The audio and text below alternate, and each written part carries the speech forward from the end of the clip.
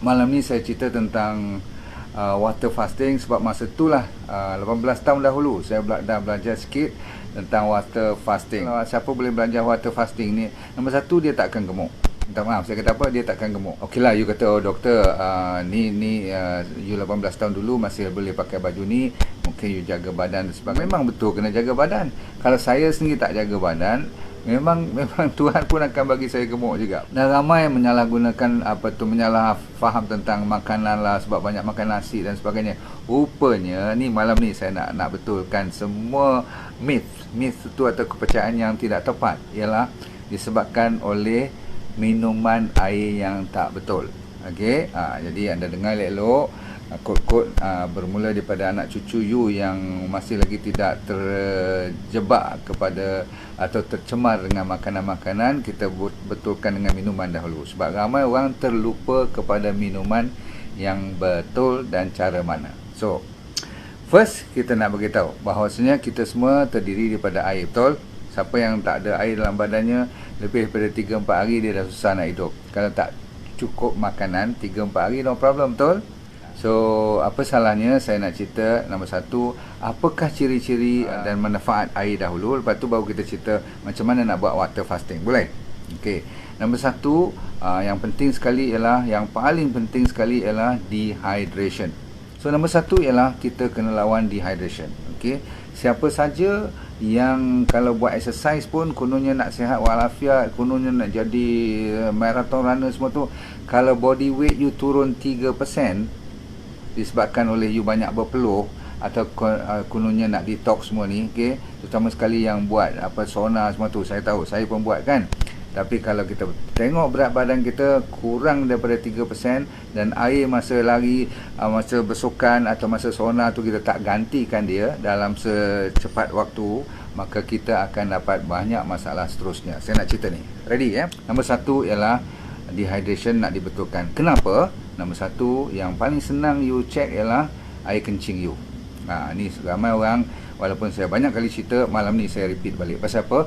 Kencing kalau tak clear, dah mula cari pasal. Satu. Nombor dua, kalau dia dah mula kuning. Kuning kalau sikit-sikit, memang kencing kita waktu petang, especially kita nak buat water fasting sekejap lagi. Kalau you berpuasa air, saya akan explain apa maksud water fasting pun.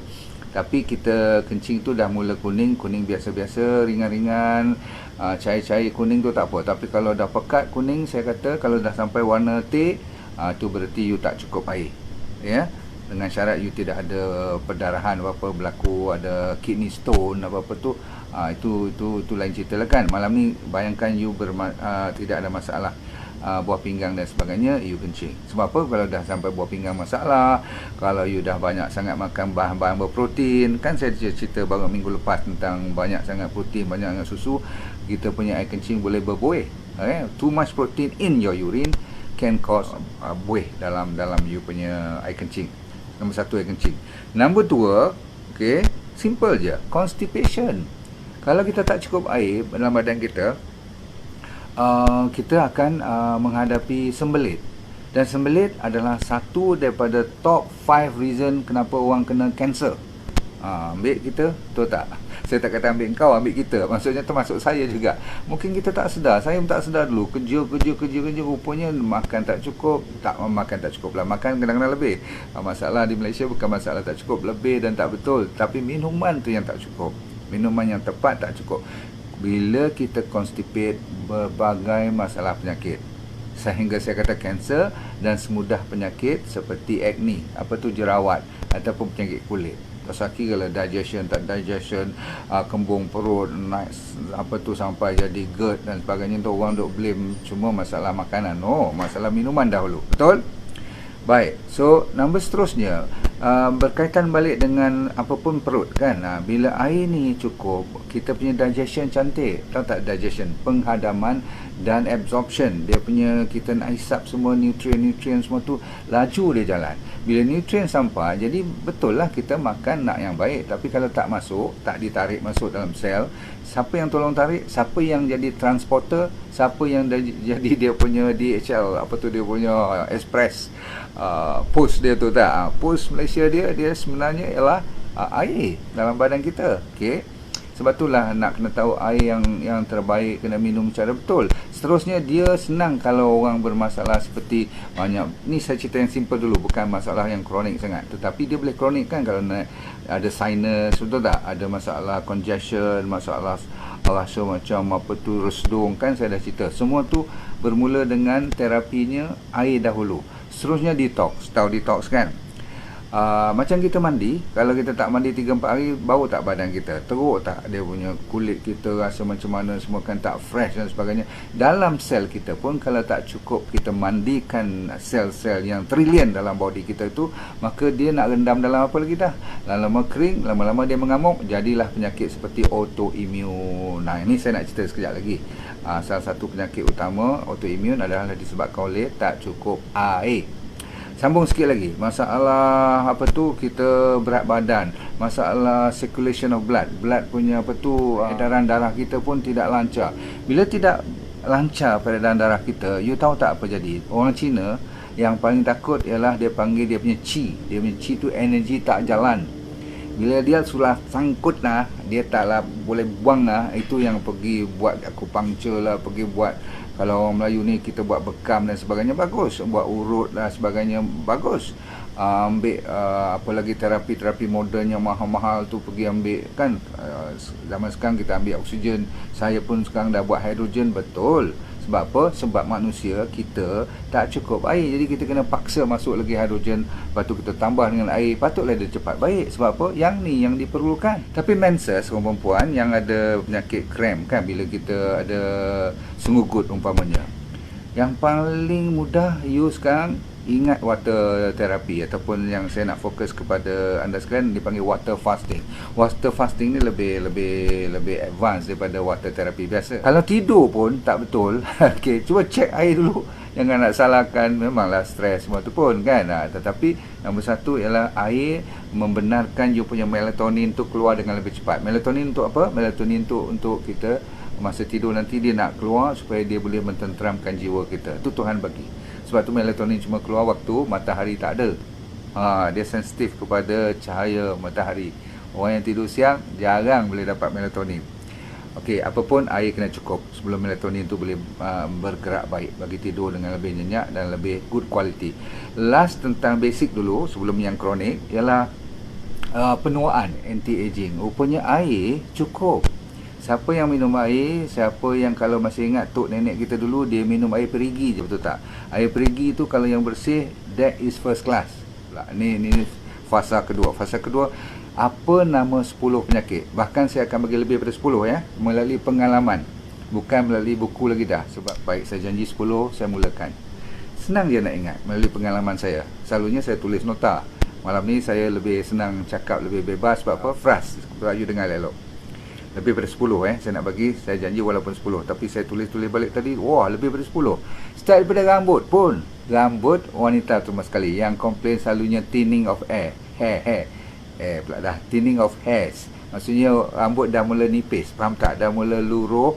Orang lelaki yang suka jadi botak cepat dan sebagainya tu memang betul pasal hormon, masalah terganggu fikiran, makan tak betul. Tapi rupanya air sahaja dah boleh membetulkan balik keadaan. So sebelum you pergi injection, ambil hair transplant atau apa-apa, tolong check dulu. Lainlah perangai you yang suka tarik rambut, orang yang suka buat bonding, tahu bonding tak? Yang banyak pakai hair dryer semua tu, itu pun menyebabkan dia dry. So first thing first, even hair, rambut kita memerlukan air. Kan? Para ni ingat, gigi kita perlukan air. Walaupun dia tulang, memerlukan at least 11% ada air. Tulang kita at least 7% penuh dengan air dalam tu. Terutama sekali kalau dah dalam tulang som-som tu lebih daripada 80-90% semua terdiri daripada air lah kan, betul tak? Tapi yang tulang kalsium betul-betul tu, dalam kalsium tu pun ada air at least 7-11%. Baik, cukup nombor 1. Nombor 2, mata. Kita kan bila kita dewasa, kita cepat jadi rabun. Kalau tidak masalah dengan diabetik tu, memang faham-faham lah. Tapi orang biasa-biasa pun dia berubah dia punya power air mata dia tu kan. Macam saya walaupun dah improve sebab kita buat eye training sekarang kan, pakai sun gazing semua dah improve, tapi masih lagi kalau waktu malam saya kena nak baca benda kecil-kecil, saya kena pakai spek. Tu pun power dah tak payah tambah-tambah lagi dah. Itu training eye. Tapi saya dah tahu rupanya sejak 18 tahun dah buat amalan water therapy ni ada improvement. So anda sekalian yang sekat sikit-sikit tu tak payahlah nak pergi buat laser dan sebagainya. Ambil air yang mencukupi dan tengok matahari, dan make sure you pastikan buat training eye. Tengok balik Facebook saya yang lepas. Nombor 2 mata, nombor 1 rambut, nombor 3 ialah muka sendiri. Saya kata tadi yang lembab. Lembab pula yang kering. So kita kena naturally moisturize. Memang kita boleh beli spray moisturizer dan sebagainya, tapi itu semua tak natural. Yang paling natural cara minum. Minum, sel tu lah akan keluar nanti daripada bawah naik keluar, maka itu yang jadi lembab. Betul? Ya, saya mengaku saya pun dah berumur, tapi kalau boleh saya nak mempertahankan selagi Tuhan benarkan kita ada nafas lagi ni, kita buat the best.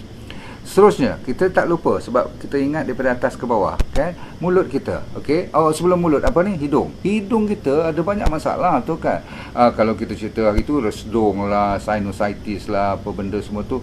Tapi yang bersin semua tu, saya nak cerita kat you. Siapa yang suka minum air je, dah cukup.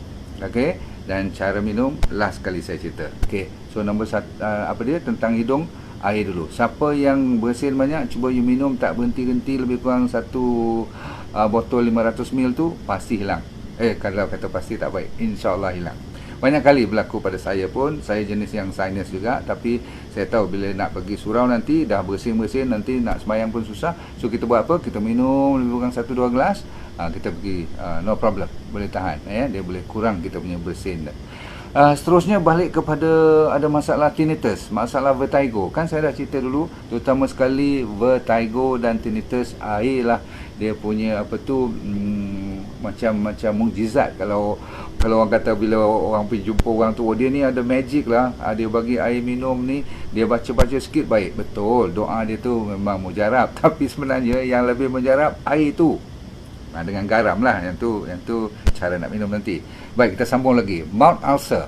Apa tu? Mulut kita yang suka pecah. Betul tak? Yang you perasan tak? Kalau you stress dan you tak cukup minum air yang tepat, dan you tak sedar pun tak tepat, lebih pada 3, 4, 5 hari, masuk seminggu, confirm pecah.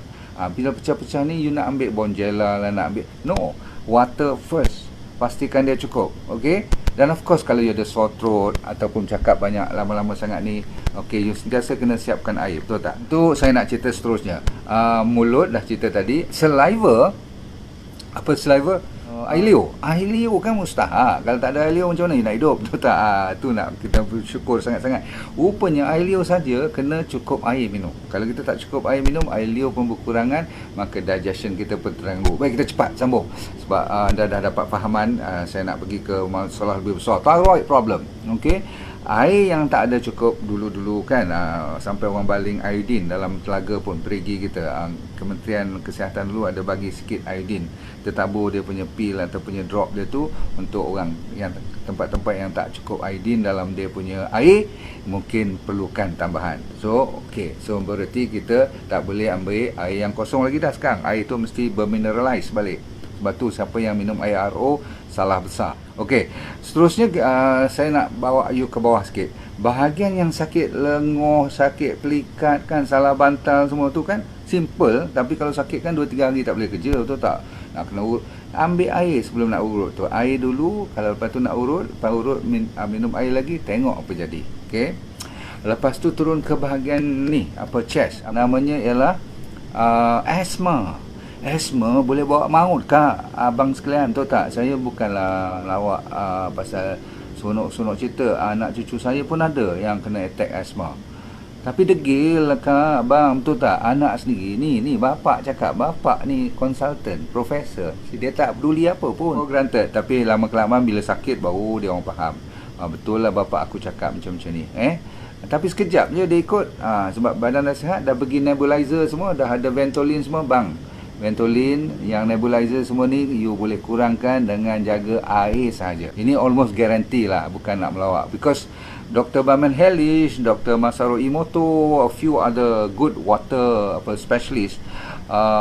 Kalau you dengar Dr. Jason dan sebagainya yang famous buat intermittent fasting pun, dia sebenarnya dia masih berasaskan kepada air. Dia tahu kalau dia tak cerita pasal air, dia salah besar lah tu. Terus sambung, asthma, big problem, right? Okay, next is masalah yang tidak lain tidak bukan ialah gastric.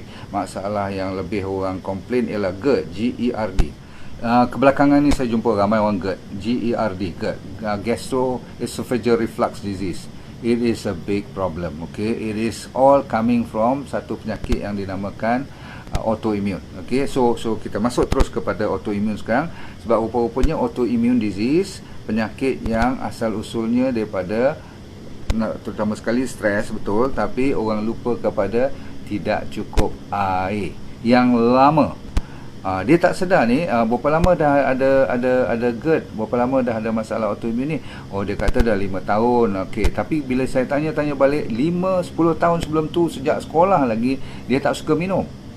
Mak dia kalau datang bawa anak-anak dia sakit sebab arthritis, rheumatoid, tahu pernah dengar rheumatoid arthritis, penyakit Crohn ni masalah ni lah, macam irritable bowel syndrome, masalah cirit-birit, masalah yang bertahun kena makan ubat, kena scope, kena kolonoskopi, endoskopi, semua tu.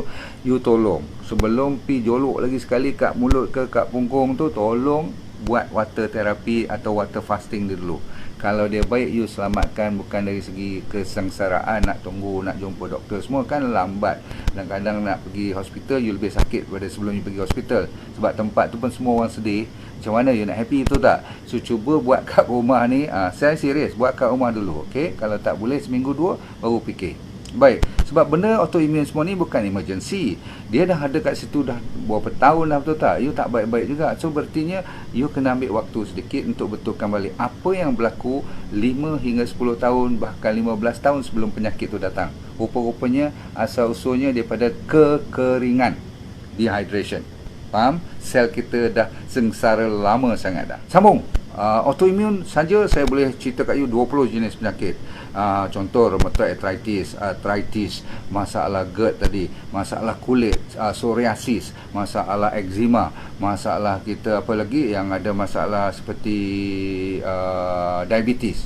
Diabetes dah dikenal sekarang sebagai salah satu penyebabnya ialah autoimmune disease. Dia lawan balik pankreas kita. Lepas tu mereka yang ada masalah seperti digestion, a lot of digestion problem adalah masalah autoimmune. Sampai keluar, sampai dapat esophageal reflux, sampai dah acid ni keluar, sampai naik ke leher, dah terbakar, kadang-kadang rasa kelat, rasa tak boleh nafas, kadang-kadang sesak. Semua tu autoimmune disease. Okey, pernah dengarkan SLE, systemic lupus erythematosus. Sunya teruk sakit, sampai kan kadang-kadang ada masalah buah pinggang lagi rosak, sendi lagi rosak. Gout pun salah satu sebabnya ada kaitan dengan autoimmune juga. Bukan takat makan tinggi daging, purin dan banyak uric acid saja. Orang dah dapat tahu bahawa semuanya kisar di dalam perkataan auto maksudnya lawan diri sendiri punya daya tahan, immune system. Dan punca utama selain daripada stres, saya ulang, selain daripada stres, ada kaitannya dengan air, baru datang makanan, baru datang environment, baru datang masalah keluarga, alung dan sebagainya. Okey, kita nak cerita sikit tentang masalah arthritis kronik, ya. Penyakit arthritis ni bukan pasal autoimmune pun boleh. Kadang-kadang proses penuaan, that means kita punya minyak hitam dah mula kurang bila umur atas pada 50. Maklum saja kan, dulu champion kat sekolah, sekarang jadi apa tak tahulah kan. Kadang-kadang dah naik berat badan pula. Sebab apa? Dulu you Ferrari, dulu you Lamborghini, sekarang you jadi Myvi pun tak, maksudnya tak gerak pun, tu tak. So maka jadilah kita memberatkan badan, hilang dia punya cartilage dia, air pun tak cukup. Maka siapa yang nak bagi keluarkan synovial fluid tu? Tahu kan saya cerita di sendi ada synovial fluid yang macam minyak pelincir tu lah, macam jadi cushion tu. Bila tu dah dry, air pun tak cukup, susah lah kan. Baik, sambung. Masalah blood pressure, the number one cure for blood pressure ialah garam dengan air. Saya ulang, garam tu. Dari tadi saya lupa nak cerita garam, tapi siapa yang ikut saya, lama dah ikut saya tetap nak cerita tentang ada adiknya garam. Kalau air saja dia tak berapa nak complete show. Tapi tak apa, sabar. Kita cerita penyakit dulu. Blood pressure is chronic, betul tak? You makan ubat sampai kadang-kadang bila-bila. Buat kata Indonesia, apa dia? Makan sampai kapan-kapan aja. So maksudnya sampai kita maut lah, betul tak? Jadi kita tak nak benda tu berlaku. Selagi kita faham, bila kita punya kidney atas tu pun dia ada controller of blood pressure. Di bahagian vein-vein kita ni, belah-belah dekat-dekat kita punya leher ni pun ada signal. Kalau you salah-salah tak cukup mandian air, dia boleh menyebabkan boom, naik sampai migraine dan sebagainya. Sakit leher belakang itu disebabkan oleh tak cukup air. Sambung lagi, masalah kanser tak usah ceritalah. Semua orang nak salahkan benda yang lebih besar. Saya pun salahkan makanan, salahkan asap rokok, betul. Salahkan kita punya pesticide, insecticide, injection daripada daging semua, duduk tempat petrol station semua, betul. Tapi selagi mana air tak cukup, lagi cepatlah kanser tu datang. Faham tak? Dengan environment yang ada sekarang. Maka air adalah penawar kepada semua jenis penyakit termasuk kanser. Ada orang kata, doktor, obesity boleh? Memanglah, orang yang obes, saya nak beritahu kat you, kalau takat you ambil pil penghilang you punya berat badan lah kan, katakan ada magic show, ataupun kita ambil powder apa-apa. You ambil powder tu dengan apa? You telan powder saja ke? Mesti dengan apa? Dengan air. Jadi sebenarnya air tu memainkan peranan. Kalau dia cuma buat 10 mg powder, lepas tu dia suruh minum dengan satu botol air yang 500 ml tu, lebih baik you simpan duit you tu, betul tak?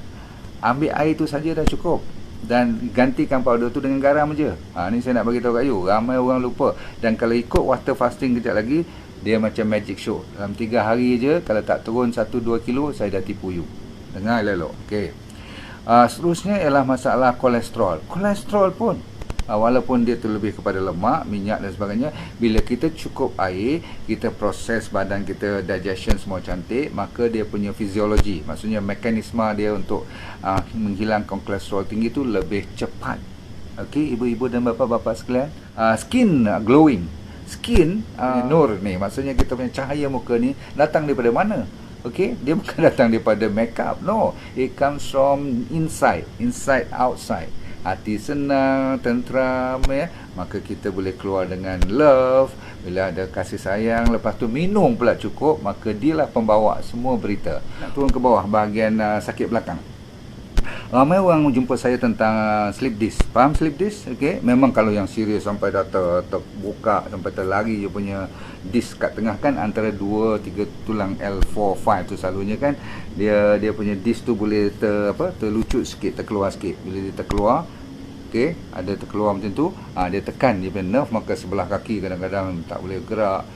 So what do you do? Okay? Memang kena pergi fizio, doktor bagi ubat hilang sakit. Tetapi yang penting sekali apa? Cepat. Malam ni topik water. Water tu bila dia masuk mencukupi, dia membasahi kawasan yang dah mula kering, dah mula sakit. Bila sakit tu masa keliling, tendon-tendon pun dah tight. You mandikan dia, baca doa elok, pass message, dia akan lembut kawasan tu dengan fizio sekali lah, of course. Alright, so itu. Dan saya turun lagi ke bahagian constipation. Saya dah cerita tadi kan, yang tak boleh buang air besar. Air lah jawapannya, betul tak? Lepas tu yang masalah kencing, masalah batu karang, apa lagi? Doktor, kalau you pergi jumpa, tak salah saya, 100% daripada mereka pun akan mula dengan suruh minum air dulu, betul tak? Sebelum dia bagi dia punya oral, ural dan sebagainya tu kan. Ada garam juga tu, betul tak? Okay, so yang penting ialah air. Dia suruh minum sampai terkencing-kencing, betul? Bahkan kalau you ada penyakit jantung, saya lupa tadi nak cerita pasal jantung. Masya Allah, pergi ke paru-paru, lupa pada jantung. Dan number one yang you perlu ganti, nak bagi dia sihat walafiat, yang mengepam minimum 100,000 kali sehari tu, tanpa komplain kat you pun, tolonglah bagi dia sikit mandian yang cantik, basuhan yang air yang cantik dan mencukupi. Boleh, maka setiap kali dia tekan, tak apalah dia tekan banyak kali sangat. Bila tak cukup air, dia tekan lagi banyak kali, boleh jadi high blood pressure. Betul? Baik, lagi kita turun ke bawah lagi, iaitu bahagian lutut, bahagian pergelangan kaki, all the ankle dengan knee punya problem tu pun banyak bantuan yang kita boleh buat daripada air saja. Dan ujung-ujung sekali kita selalu ada crack fit, tahu tak? Orang perempuan selalu pergi beli mahal-mahal. Kita sandpaper tu kan. You you gosok you punya tapak ataupun tumit-tumit you tu kan, tolong cek air dulu cukup tak. Kenapa dia crack? Saya nak tanya kenapa dia crack. Okay, one of the reason is kering lah. Kering baru jadi crack, betul tak? Kalau basah macam ni nak crack kan you punya tu sampai merekah kaki kat belakang tu. Jadi tuan-tuan sekalian, saya dah cerita lebih daripada 10 pun. Kalau dengar-dengar tadi saya janji 10, takut kalau saya janji lebih orang kata over pula. Tapi hampir tak ada satu bahan di dunia pun yang boleh melawan air dari sudut penawar punya konsep, dari sudut dia punya healing punya power. Cara dia nak menyembuhkan berbagai jenis penyakit you tak akan percaya pun. Tapi sekarang tiba masanya macam mana nak lakukan water fasting. Number one, bila kita buat hari Senin dengan hari Khamis punya puasa siang dan malam kan kita puasa lepas pada pukul 8 malam. Itu cara DND diet kan. DND diet menggalakkan you tak makan langsung lepas pukul 8 malam sehingga pukul pagilah lepas you nak bangun pukul berapa tu dibenarkan minum dah kan. Tapi sebenarnya makan tak boleh lagi sampai lebih kurang 12 jam. Itu dipanggil, kalau orang putih dia sebutlah intermittent fasting lah, gedebuk-gedebak. Kita, saya kata dah buat berapa puluh tahun dah, berapa puluh tahun, ribu tahun dah. Rasulullah SAW ni buat kan, hari digalakkan kita tu sunatnya hari Sabtu dan hari Senin dan hari Khamis, betul tak? So hari ni kita nak tambah sikit dengan water fasting. Tengok water fasting very simple. Okay, first thing first, minum pagi tak ada kerja lain. Jangan gosok gigi. Saya kata biar air liur basi tu ada. Lagi banyak dalam pun you tak payah buang apa-apa pun kecuali yang kat luar. Ambil garam dulu. Saya kata letak atas lidah boleh. 2 calik garam bukit. Okey, saya keluarkan arek sok tu sebab itulah, sebab garam pun orang banyak menipu sekarang. Habis dia bersihkan tinggal sodium klorid je. Yang tu penyebab darah tinggi. Okey, so 2 calik you minum berapa mil? 500 mil. Lebih kurang 2 gelas lah kalau you main dengan gelas kan. So di India dan di Japan ada dia panggil Ayurvedic medicine, atau di Japan dia panggil Japan water fasting style. Oh, dia orang nama dahsyat-dahsyat, tapi saya dah cerita kat you dah lama dah benda ni. So lepas 500 mil pertama, lepas tu kalau boleh tolong ni water fasting kalau boleh langsung tak usah fikir pasal makan yang solid. Maksudnya yang tak nampak ada air. Maksudnya wah ada air kan. So saya nak benarkan juga. Tapi kalau siapa yang berani lebih, no food at all, air sahaja. Katakan you hari Senin you dah puasa, you break your fast, malam tu you dah buka puasa semua, dah makan malam semua. Okay, lepas 8 malam you puasa balik. Lepas tu you nak puasa ikut yang water fasting ni hari Selasanya katakan. Tengok apa you buat, you bangun pagi sebab you tak sahur semua, sebab bukan you niat nak puasa sunat apa kan, you cuma nak buat water fasting. Water dibenarkan sebanyak mana pun, tetapi ada limit minimumnya, tak boleh bawah daripada 2 liter sehari. Kalau nak buat water fasting paling minimum ialah 2 liter. Atas tak apa, bawah tak boleh. Tak kira lelaki wanita. Dengar So saya kata apa, hari Selasanya, sebab tadi Senin dah puasa, malam dah buka puasa, lepas tu tak ambil sahur sebab kita nak buat water fasting. Ambil air ni, minum 500 ml. Sebelumnya buat apa? Calit 2 garam. Lepas tu berhenti daripada sebarang makan minum lebih kurang 1 jam. Baru you boleh minum lagi sekali. Okey, sebab selalunya saya dah mula benarkan makan, iaitu makan pun buah-buahan. Tapi kalau siapa yang betul-betul nak buat water fasting untuk ujung tahun ni, nak clean up, you buat lagi dengan air. Jadi sejam kemudian you ambil 1 gelas pula. Tadi 2 gelas, sekarang 1 gelas. Okey, 1 gelas ni pun you mula dengan 2 calik garam. Lepas tu 1 jam kemudian you buat lagi 1 gelas. So setiap 1 jam, kalau tak boleh pun setiap 2 jam 1 gelas air. Okey, pendek cerita, nak habiskan 2 liter sehari tu tak susah lah kan kalau macam tu, air saja. Katakan you dah sampai pukul 12 tengah hari nanti, you dah tengok habis tak 1 liter dalam minuman you. So 1 liter tu dah 4 kali calit, 2 lepas tu 2, setiap 2 calit baru minum 500 ml. So by the time you habis asar nanti dah botol ketiga. Jadi bila masuk malam nanti, okay, you boleh break your fast lagi sekali.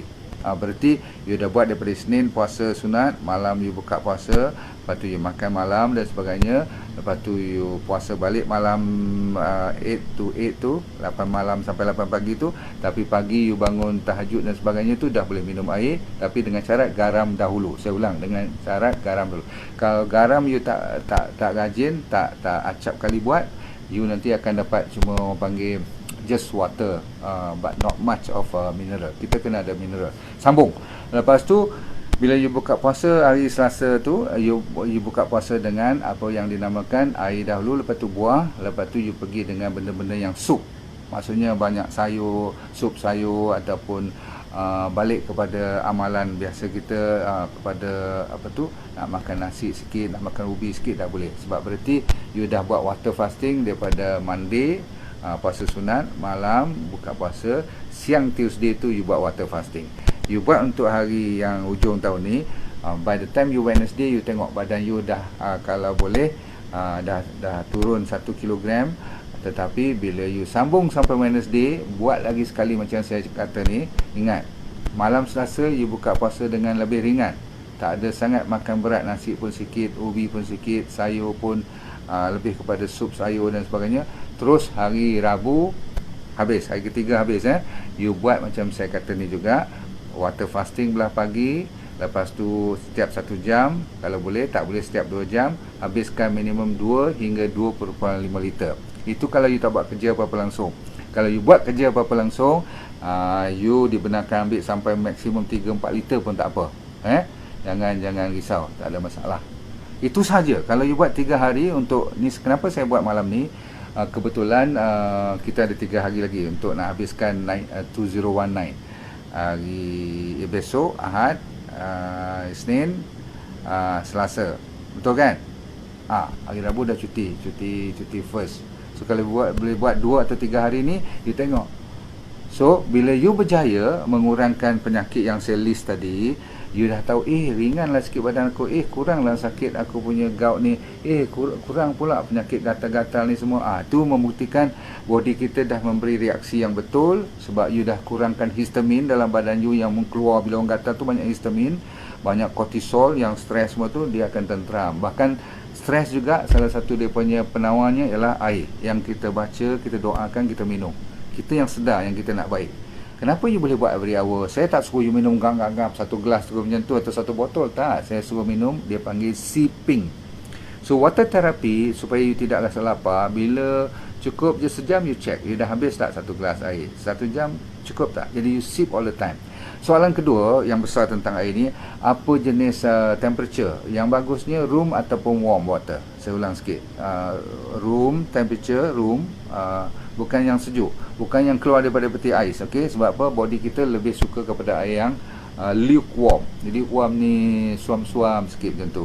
Ataupun room temperature biasa lagi bagus. Jangan langsung ambil air ais, ya. Sebab ais is not good untuk dalam water therapy kita ni.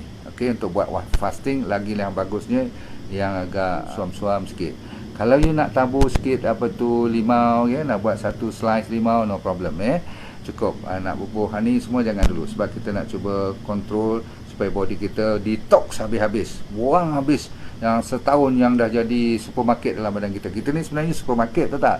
Kalau buka tengok apa kita makan, dah berapa kilo masuk, bahagi-bagikan, letak-letakkan, boleh 1 bilik ni penuh, betul tak? So you tengoklah dalam berapa persen yang good food tu, dan good veggie, fruits dan sebagainya. Baik, katakan you lapar sangat, okey, boleh tak doktor, saya terliur dah ni, walaupun sebab saya baru belajar ni, saya tak berapa boleh tahan. Okeylah, jangan paksa diri, buat 2 hari dulu, tak boleh buat sehari dulu, okey. Saya selalu 1-2 hari je, tak boleh lebih. Bukan tak boleh, saya there's no reason yet, okey. Agaknya tak payahlah kita tunggu sakit pula kan, tapi amalkan seminggu, kalau boleh buat sekali ataupun sebulan sekali, buatlah, insya-Allah amalan ni memang digalakkan.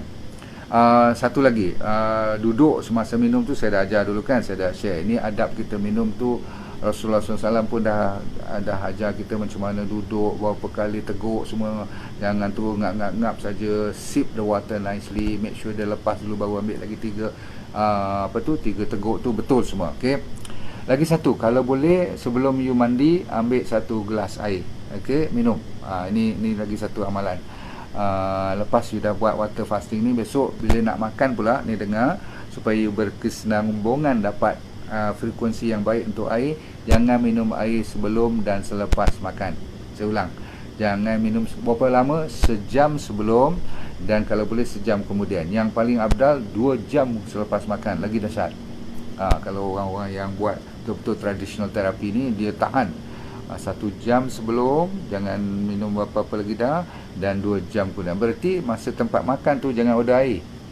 Oi, dahsyat. So kalau itu cekik macam mana? Yang tu minumlah sikit. Saya ni kan cakap, you gunakan fikiran sendirilah. Tapi sebenarnya kalau you order benda-benda yang tak keras, yang tidak berdaging, yang banyak sayur, yang banyak ni lah jenis-jenis buah-buahan, you minum, makan dulu kan.